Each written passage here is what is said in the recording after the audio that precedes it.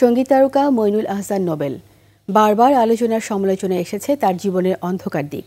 শুধু অপহরণ আর ধর্ষণে অভিযোগই নয়, তার বিতর্কিত জীবন আর অস্বাভাবিক আচরণ নিয়েও বিরক্ত ক্ষুব্ধ স্বজন এবং প্রতিবেশীরা।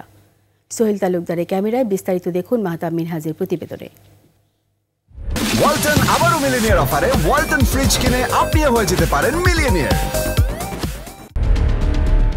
রাজধানীর ডেমরার সারুলিয়ায় তার নানা বাড়ি। এখানে ৫ তলা ভবনটির ২য় তলায় স্থায়ীভাবে থাকেন আলোচিত সমালোচিত সঙ্গীত তারকা মইনুল আহসান নোবেল। ধর্ষণের অভিযোগে তিনি এখন কারাগারে।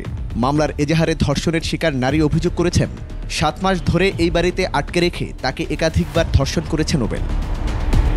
ঘটনার বিস্তারিত জানতে ঘটনাস্থলে যায় ২১ টেলিভিশন টিম।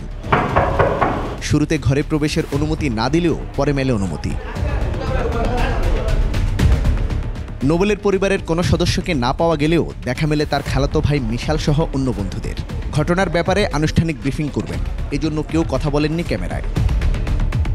দাবি করেন নোবেলের ব্যাপারে আনা অভিযোগ সম্পূর্ণ মিথ্যা।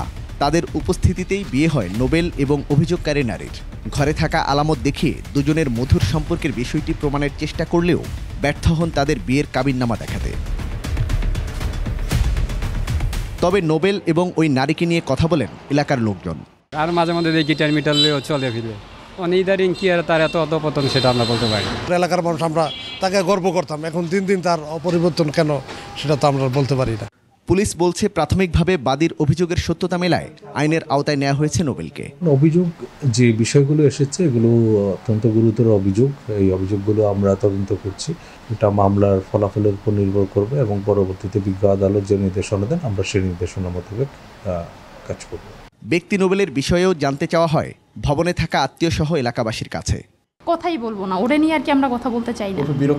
খুবই বিরক্ত। যা বলেন আপনি, আপনার ইচ্ছা, কিন্তু আমরা ওরে নিয়ে কোনো কথা বলবো না। আমাদের থেকে সদাই নিয়ে টাকা দেয় না, আমার টাকা চাইলে হুমকি দেয়, আবার হোটেলে খায়া যায় ভাঙচুর করে, মানে পোলাপানলে এলাকায় ঘুরে নেশাপানি করে। আমার দোকানে আসছিল, আসার পরে জিজ্ঞাসা করছে যে বাকি হয় কি না। আমি বলছি যে না, বাকি হয় না। এর আগে নোবেলের বিরুদ্ধে প্রথম ২০১৯ সালের ১৬ ডিসেম্বর ধর্ষণের মামলা করেন চট্টগ্রামের এক তরুণী। ওই ধর্ষণের মামলার রেশ কাটতে না কাটতেই ওই বছরের ১৫ নভেম্বর সালসাবিল মাহমুদকে ভালোবেসে বিয়ে করেন নোবেল। পরে একে অন্যের বিরুদ্ধে প্রতারণার অভিযোগ এনে গণমাধ্যমের শিরোনাম হন তখন। এক পর্যায়ে আনুষ্ঠানিকভাবে বিবাহ বিচ্ছেদ ঘটে তাদের। মাহতাব মিনহাজ, ২১ টেলিভিশন, ঢাকা।